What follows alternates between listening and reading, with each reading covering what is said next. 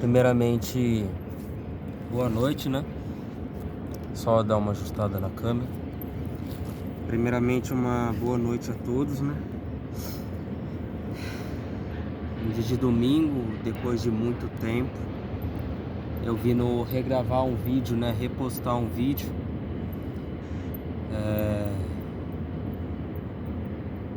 Não sei os perigos que vão me cercar agora à noite, né? De dia a gente até consegue visualizar as coisas, né?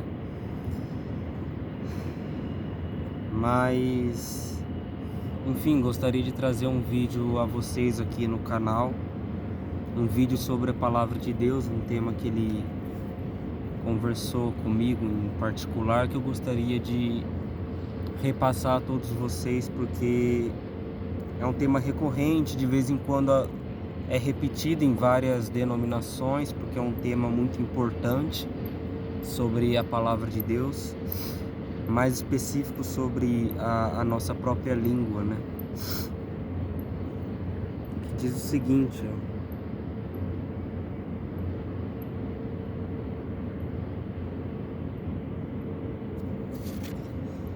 Mateus 15, do 1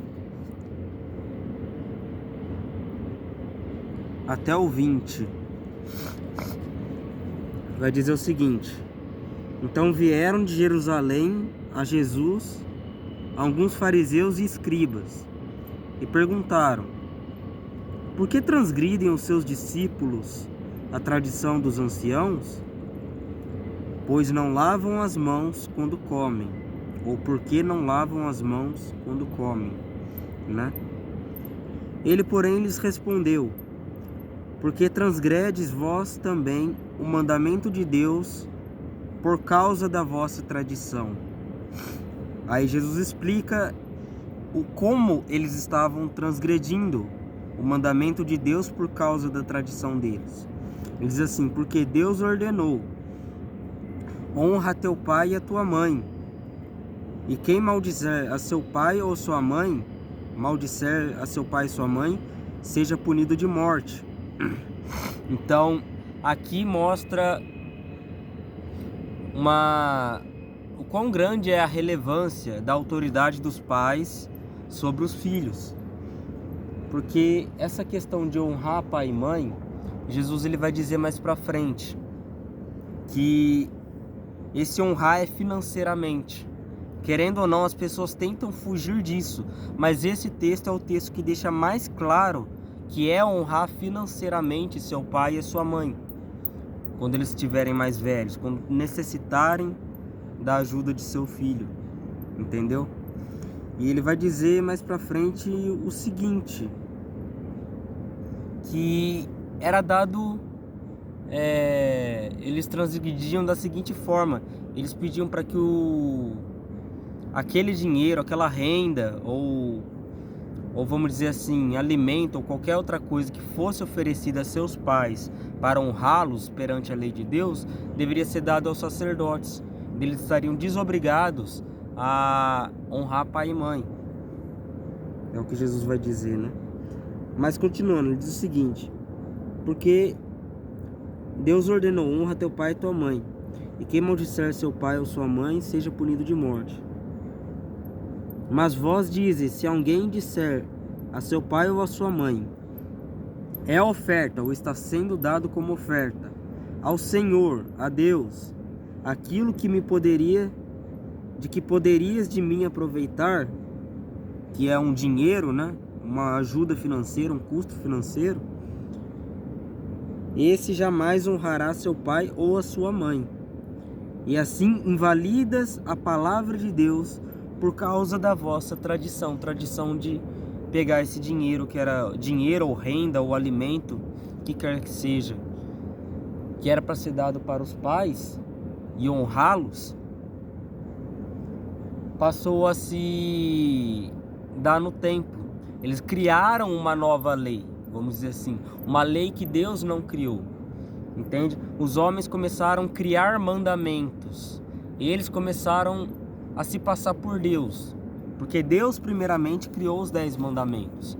Agora os homens estão querendo criar seus próprios mandamentos, amparados pela palavra de Deus, entende? Pelos 10 mandamentos. Porém, aí que está o porém.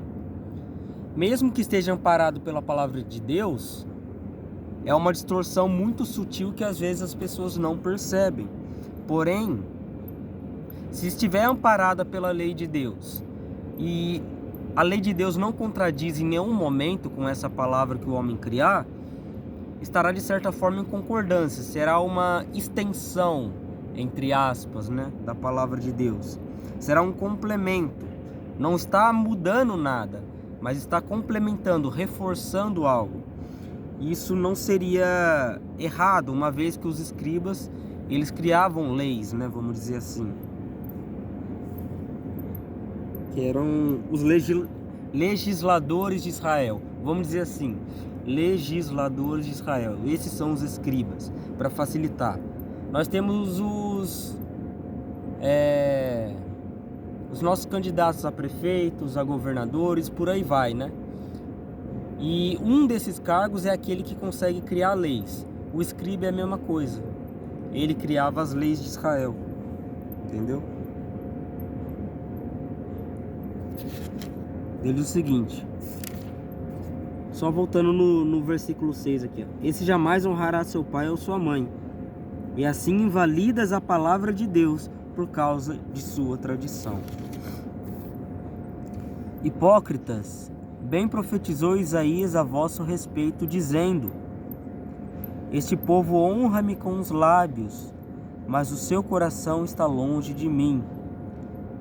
E em vão me adoram, ensinando doutrinas, ou tanto faz ser doutrinas ou mandamentos, vamos dizer assim,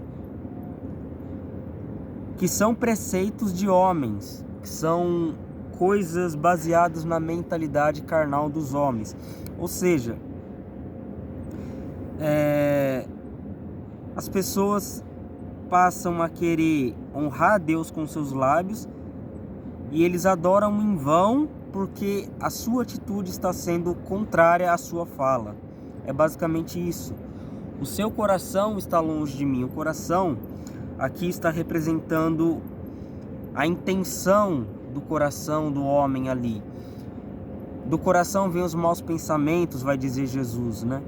Então, o coração está ligado com o cérebro na maneira física de pensar. Só que na maneira espiritual, o coração é aquele que move tudo, basicamente. O coração é a vida, é por aquilo que o homem vive. Vamos dizer assim, sem o coração o homem não vive. Ele bombeia sangue para todos os órgãos do corpo, inclusive o cérebro.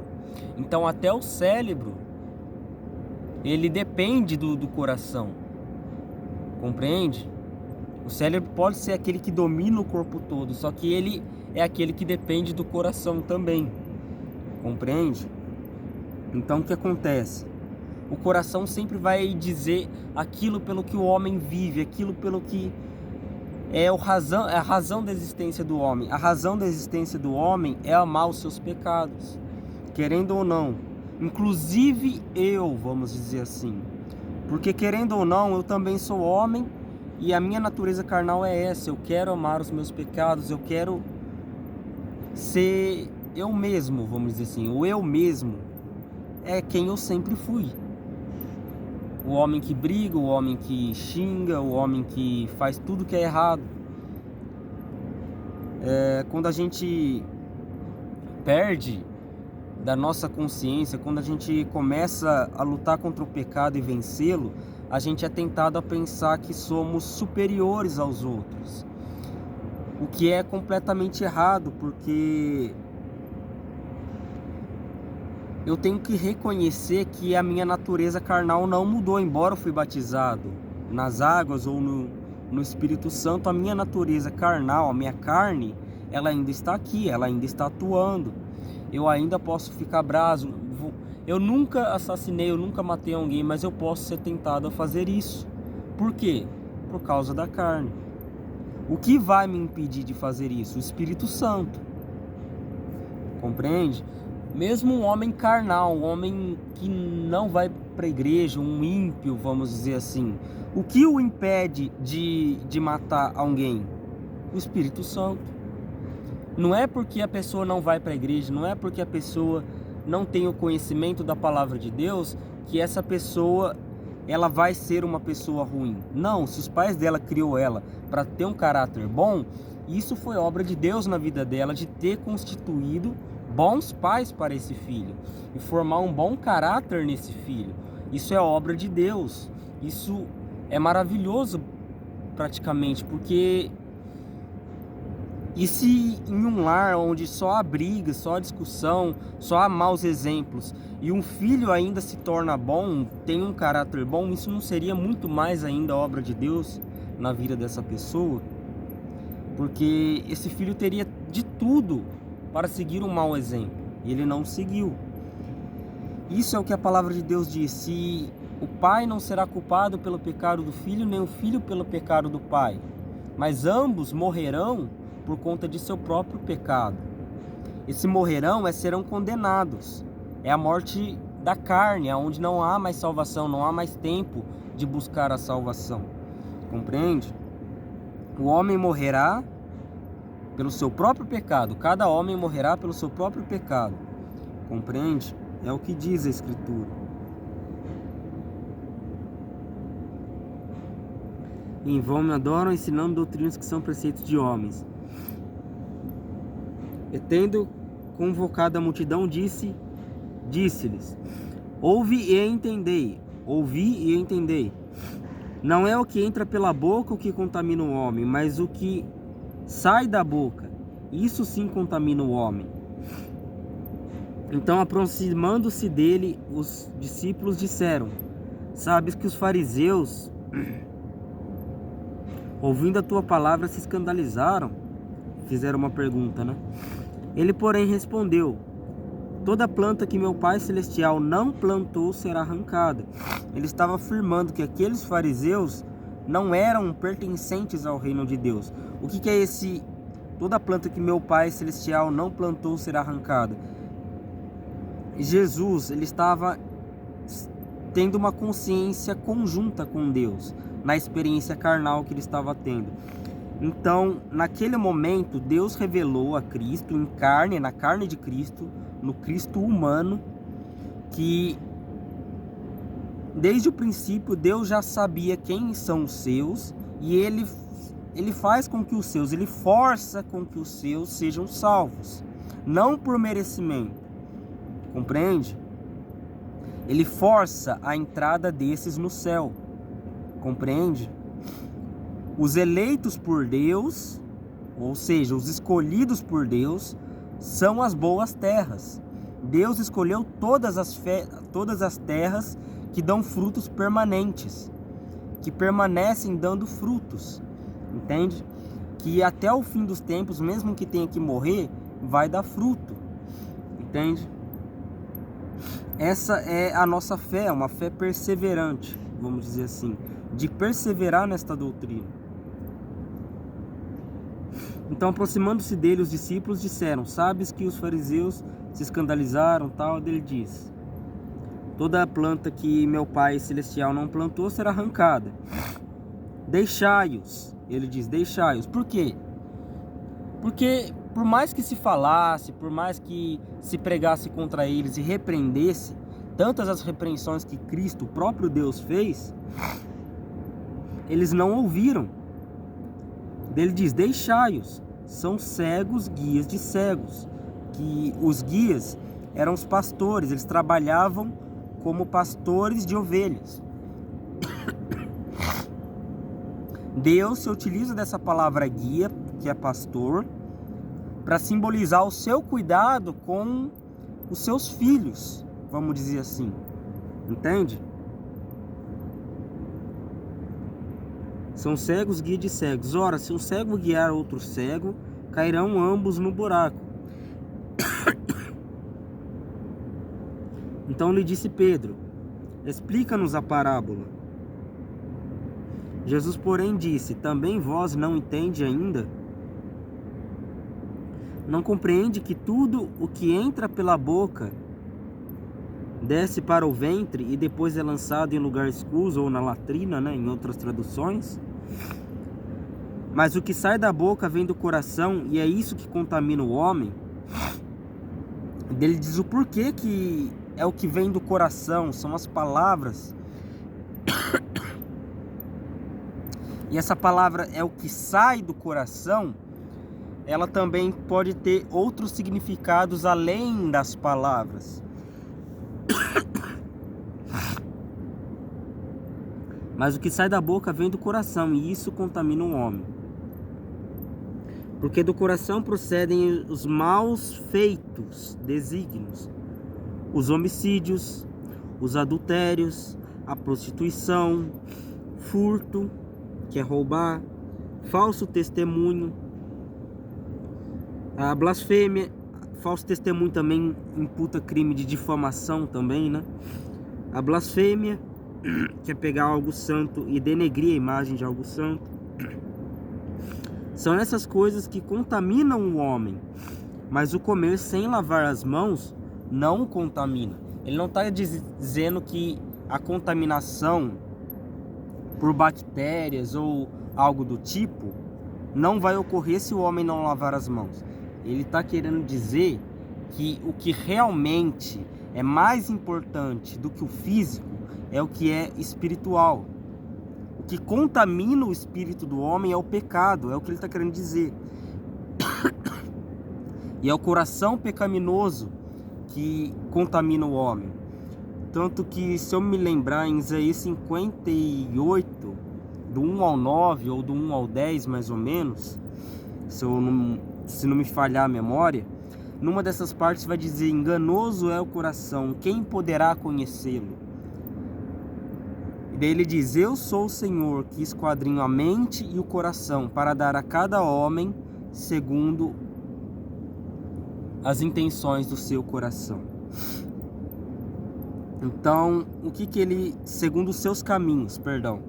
Então, o coração e a mente, nesse versículo que está sendo citado, de Isaías 58, também está querendo se referir que coração não está ligado apenas a palavras, mas que as palavras são as intenções escondidas de dentro do coração do homem. Ou seja, o planejamento, as palavras faladas sem querer não são faladas sem querer, vamos dizer assim. Quando você está numa discussão fervorosa, eu vou usar um exemplo físico que sempre ocorre nas famílias. Quando você discute com a sua esposa, você pode estar até certo no seu ponto de vista e ela pode estar errada no ponto de vista dela. Mas numa discussão ninguém quer ser errado. E o que acontece? Você acaba falando palavras que chateiam ela e ela fala palavras que chateiam você. Quando pedimos desculpa, falamos: me desculpe, eu não queria falar aquilo. Realmente, pode ser que no seu coração você realmente não queria falar aquilo, mas você falou. Porque há duas naturezas: a carnal e a espiritual, nascida de Deus. A espiritual, da qual você faz parte hoje, se realmente você recebeu o Espírito Santo, do qual também diz a palavra de Deus que aquele que não tem o Espírito de Deus, esse tal também não é dele.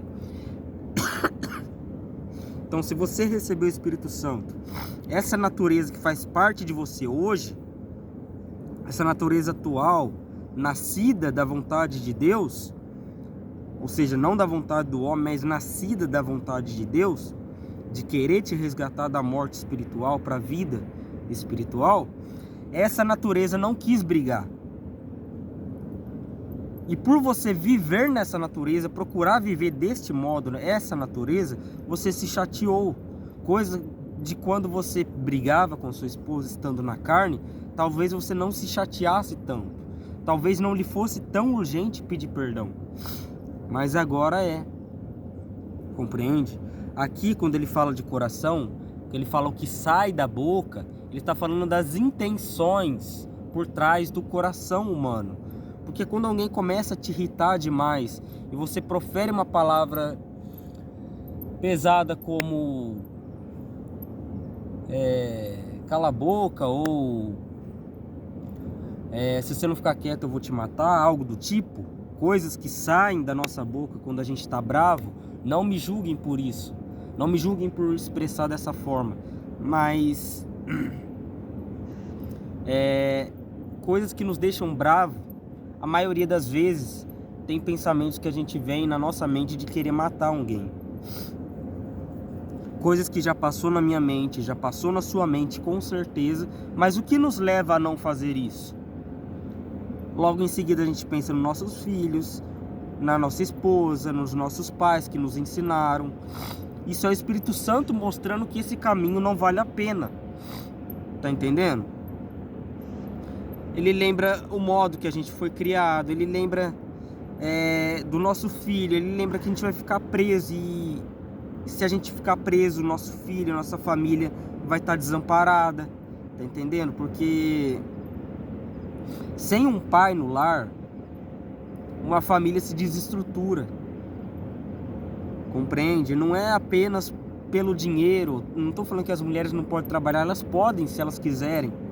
Entende? Não é que elas são menos capazes que os homens, mas é que a figura de um pai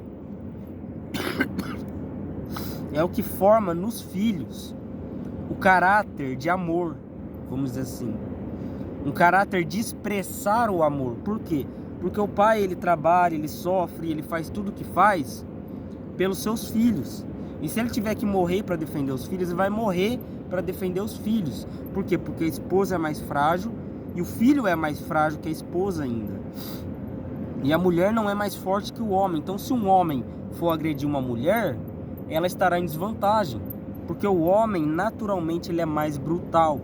A mulher, por mais que ela possa lutar, ela é mais racional.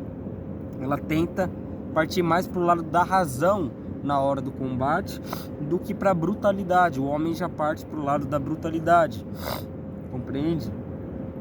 É igual o leão. Se você mexer com um filhote de um leão, ele vai estraçalhar preso e não tá nem aí. Entende? Vai ser a mesma coisa. Isso é um pai no lar. Compreende? Um pai presente, um pai que educa. Então o que acontece? Essa palavra que Deus está querendo transmitir é: analise o seu coração, conheça a si mesmo, conheça a terra do seu coração, conheça o quão mal você é, não somente da boca para fora, mas veja nas suas ações como você é mal. Porque reconheço também eu que eu só reflito nos meus momentos de hipocrisia quando a hipocrisia já aconteceu. Quando ela aconteceu, eu falei coisas que acusando outras pessoas, e daí eu olho para mim, para o meu relacionamento familiar, às vezes, sei lá, e eu vejo a mesma coisa do que a pessoa faz. Então eu acabei condenando a mim mesmo. É o que a palavra de Deus diz, e ela não está errada. Tu que julgas a outro, não julgas a ti mesmo? Tu que dizes que não deve furtar, furtas? Tu que dizes que não deve roubar, roubas? Tu que dizes que não deve blasfemar, com transgressão da lei desonra a Deus? E por aí vai, né? Tantas coisas que nós falamos que não pode, mas nós mesmos fazemos. A nossa própria natureza nos guia a fazer. Por isso que Paulo falou: quem me livrará desse corpo de morte, esse corpo corrupto? Quem me livrará dos meus pecados, é quem ele diz. Porque está escrito também que o propósito de se colocar o nome de Jesus, que o anjo falou para José: colocarás o nome de Jesus, porque ele salvará o seu povo de seus pecados. E esse povo é os escolhidos dele, do qual eu não sei se faço parte. Entende? Atualmente, da maneira que eu estou vivendo, eu não sei se eu faço parte. Entende? Então, eu estou em dúvida porque eu estou voltando hoje. Compreende? Embora eu estou voltando hoje, se Deus colocou no meu coração para falar para vocês, eu estou aqui falando e eu me sinto envergonhado das minhas atitudes, ok? Eu me sinto envergonhado por tá tanto tempo assim longe de Deus, e vocês não deveriam levar em consideração essas palavras se tivessem sido faladas por mim. Mas a questão é que eu sei que não foi falada por mim. Peço que me perdoem também todos vocês. Se vocês se espelham de mim de alguma forma, eu peço perdão, mas ao mesmo tempo eu digo, não se espelhe mais em mim. Eu sou humano, eu erro. E se tem algum homem que você tem que se espelhar, que já passou por essa terra, não há um sequer entre os homens e entre os anjos que seja superior a Deus, que seja superior a Jesus. Nem entre os homens, nem entre os anjos, em santidade, não há um que seja superior a Jesus. Então, entre os homens, o mais sábio não foi Salomão, porque Cristo disse, eis aqui quem é mais sábio do que Salomão. Então, nem entre os homens, nem entre os anjos, se há santidade maior do que Cristo Jesus, mesmo em sua forma humana, sofrendo na cruz, agonizando na cruz. Mesmo Cristo em fraqueza supera todos nós, supera os anjos, supera tudo, compreende?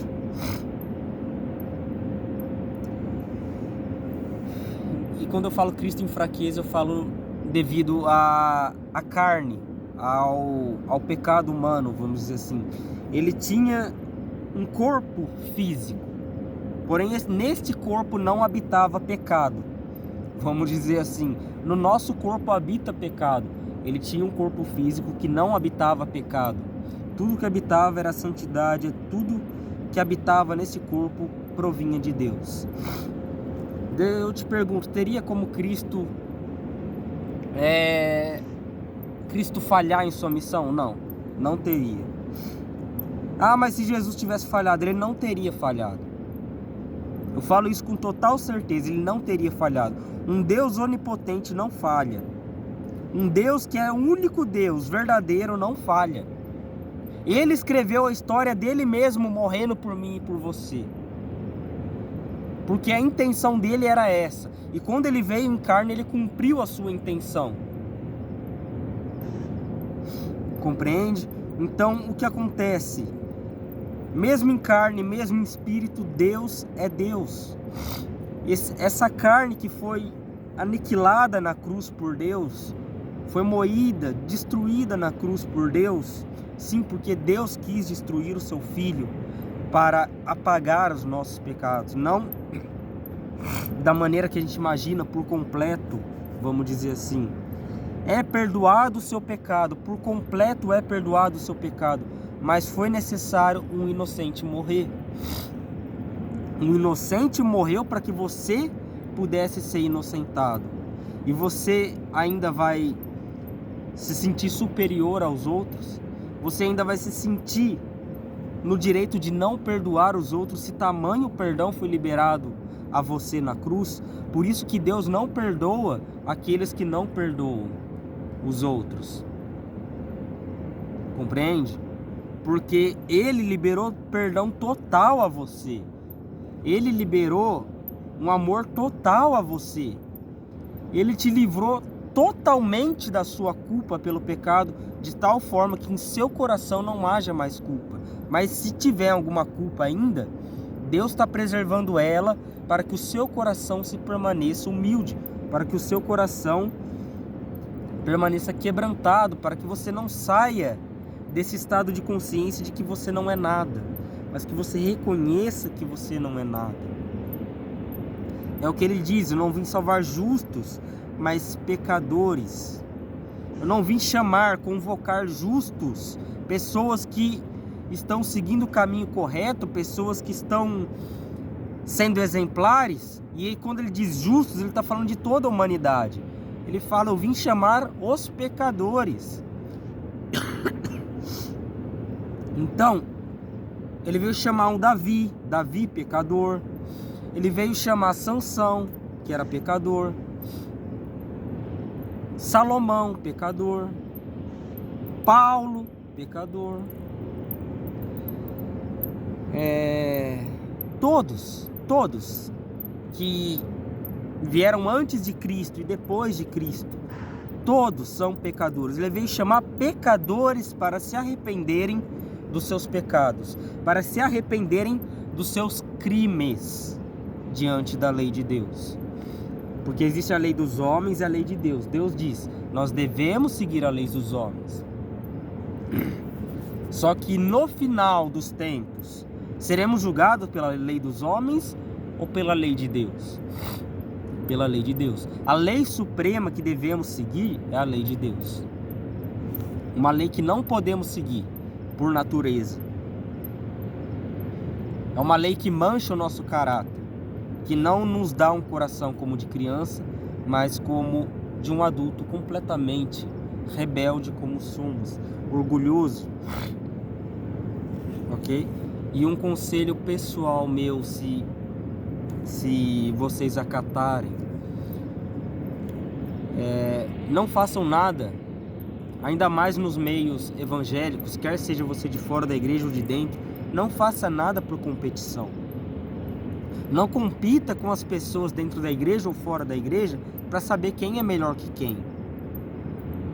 É o que os discípulos estavam fazendo entre si, e Cristo falou, aquele que receber uma criança como esta, em meu nome, a mim está recebendo. Sabe o que é receber uma criança como esta, em meu nome? É o que ele está falando o seguinte, quem receber as palavras de um novo convertido como sendo a palavra de Deus e não a palavra de um novo convertido, e crendo em seu coração, está recebendo a mim. Entendeu? Esse crer em seu coração está mais ligado a profunda convicção de viver a fé cristã. Vamos simplificar, profunda certeza de querer viver para Deus até o fim das suas vidas. Essa é a verdadeira fé.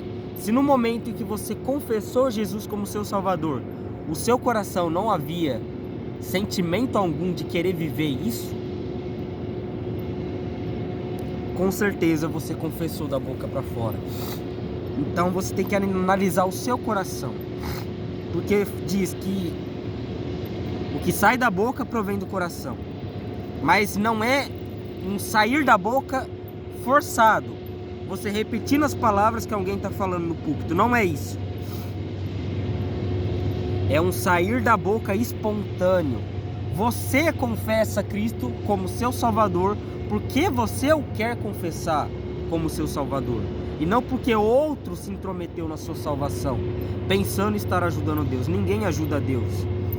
Ele diz, esta é a obra de Deus. Os homens disseram, como poremos prática na obra de Deus? Em outras palavras, Jesus falou, ninguém pode fazer a obra que é de Deus. Somente Deus faz. Tá entendendo?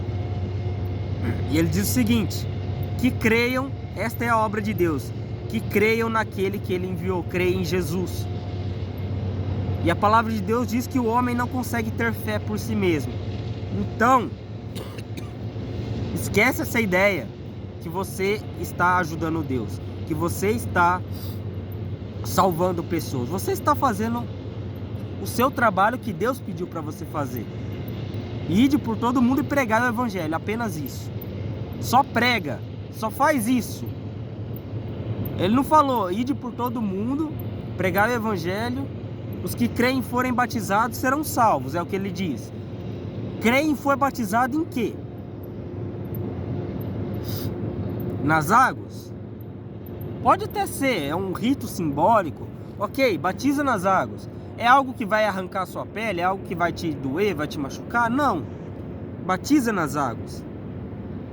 Mas o verdadeiro batismo é o batismo no Espírito Santo. Por que eu digo que é o batismo no Espírito Santo? Porque ele diz que o batismo é uma nova consciência para com Deus. E a palavra de Deus fala que temos a mente de Cristo. E se temos a mente de Cristo é porque Cristo já está em nós. Já fomos batizados pelo Espírito. E Paulo faz uma comparação do casamento carnal com o casamento espiritual. Nós somos a noiva, a igreja é a noiva.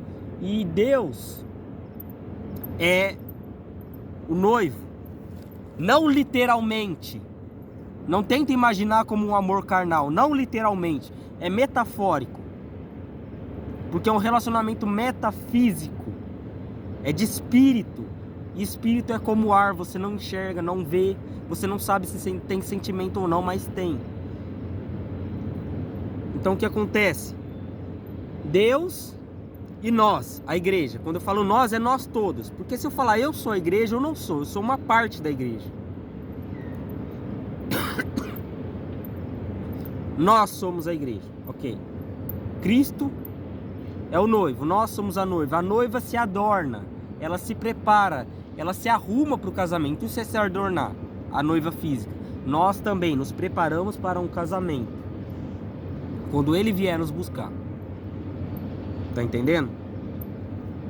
Então o que acontece? Quando ele vier nos buscar, nós estamos preparados para subir com ele, para morar com ele eternamente, para sermos felizes para sempre. Sabe essas histórias da Disney que foram felizes para sempre? Então, o nosso felizes para sempre é literalmente para sempre. E nós teremos felicidade eterna ao lado de Cristo. É basicamente isso. Entende? Essa é uma história real de final feliz. Essa é uma história real de felizes para sempre. Mesmo com perseguições e lutas. Mesmo com doenças, com mortes de seus familiares, mesmo que aconteça o que for. Essa é uma história real que Deus escreveu para mim e para você, que Ele escolheu, de vivermos um felizes para sempre com Ele. Não sei, eu me encontro um pouco emocionado com isso, porque realmente eu enxergava de outra forma o fim dos tempos, porém, se eu estou falando dessa forma, é porque Deus quer que eu fale, não porque sou eu falando. Mas ok, Deus abençoe todos vocês. Espero que tenham entendido esta palavra e se fortaleçam na fé e no amor de Cristo. Principalmente, fortaleçam o amor às suas famílias. Amem as suas famílias com todo o seu coração.